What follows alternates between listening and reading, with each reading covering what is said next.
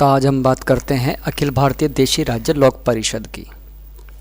ये एक ऐसा संगठन था जो राज्यों में उत्तरदायी शासन स्थापित करने के लिए इसने बहुत सहायता की थी और इसी के प्रभाव में आकर के कांग्रेस ने भी राज्य जो परिषदें थी अलग अलग राज्यों की उनको मान्यता प्रदान की थी। तो आइए जानते हैं इसके बारे में।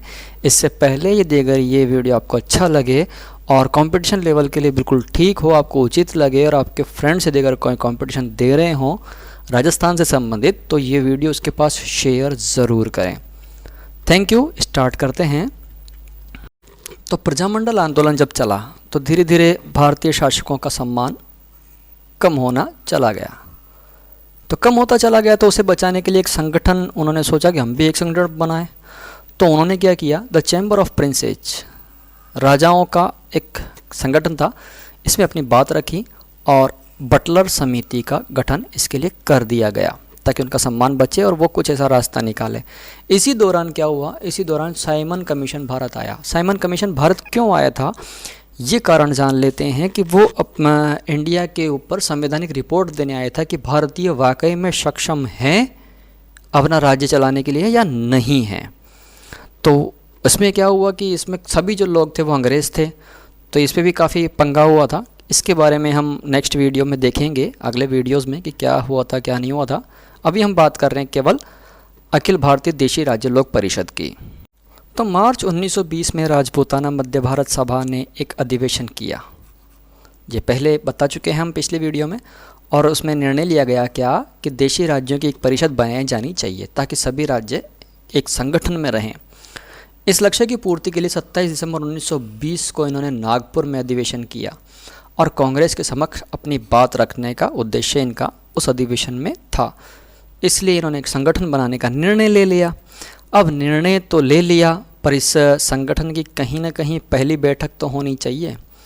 तो पहली बैठक इन्होंने अप्रैल 1927 में पूना में बैठक का निर्णय लिया। कहाँ पे? पूना में।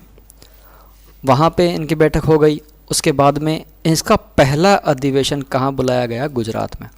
अब उस टाइम क्या हुआ साहब, गुजरात में थी बाढ़ की स्थिति, बाढ़ आ गई थी, कहीं कोई व्यवस्था बैठ नहीं पा रही थी और काफ़ी मारा मारी थी।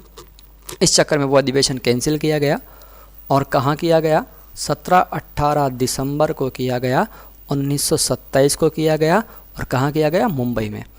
अब जब मुंबई में इसका अधिवेशन हो गया तो इनका मुख्यालय भी मुंबई में ही बना दिया गया। ठीक है। अब आगे देखो, राजस्थान से इसके जो मुख्य कार्यकर्ता थे वो कौन कौन थे?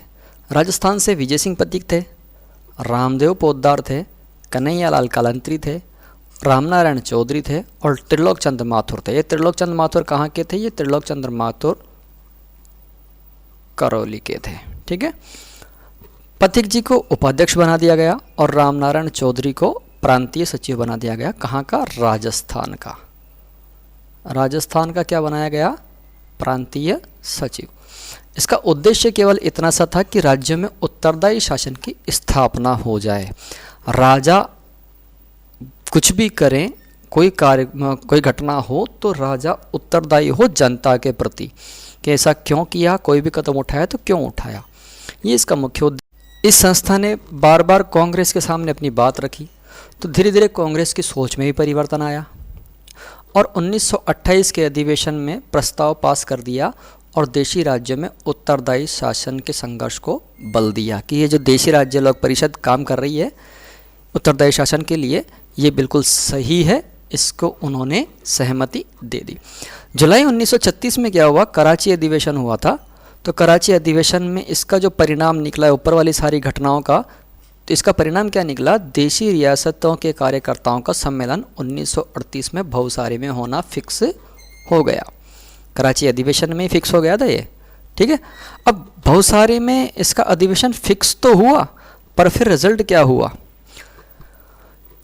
उस अधिवेशन में जो भी वार्तालाप हुई, जो भी घटनाएं हुई, वो अभी अपने लिए इम्पोर्टेंट नहीं है, उसके लिए अलग से वीडियो आपको मिल जाएगा। उसके बाद में होता है क्या? हरिपुरा अधिवेशन।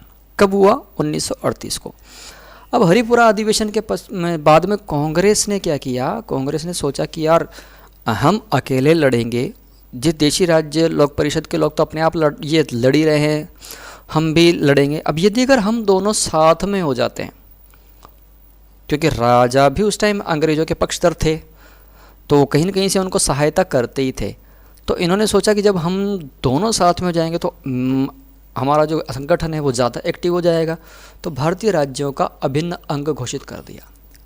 हरिपुरा अधिवेशन के बाद में भारतीय राज्यों को भारत का अभिन्न अंग, अभी तक तो वो स्वतंत्र थे, वो कुछ भी कर सकते थे, पर अब वो भारत के अभिन्न अंग हो गए।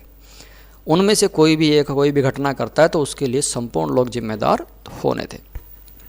1948 में कांग्रेस और राज्य परिषद जो है उनके सदस्यों में बहुत ज़्यादा समन्वय स्थापित हो गया था।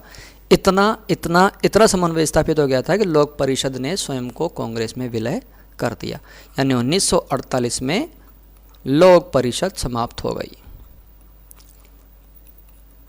लोक परिषद क्या हो गई? समाप्त हो गई और काय में बदल गई? केवल और केवल कांग्रेस में रह गई। ये लोक परिषद का बहुत इंपॉर्टेंट पार्ट था। यदि अगर आपको अच्छा लगा हो तो इस वीडियो को शेयर करें। कंपटीशन के लेवल से बहुत अच्छा है और RAS तक का कोई भी क्वेश्चन इससे बाहर नहीं जाएगा, ये हमारा पूरा प्रयास है। तो वीडियो को ज़्यादा से ज़्यादा शेयर करें और कोई आपने जानकार हों, कोई कंपटीशन वाले फ्रेंड्स हों तो उनको ये वीडियो भेजें ताकि वो एग्ज़ाम में फ़ायदा उठा सकें।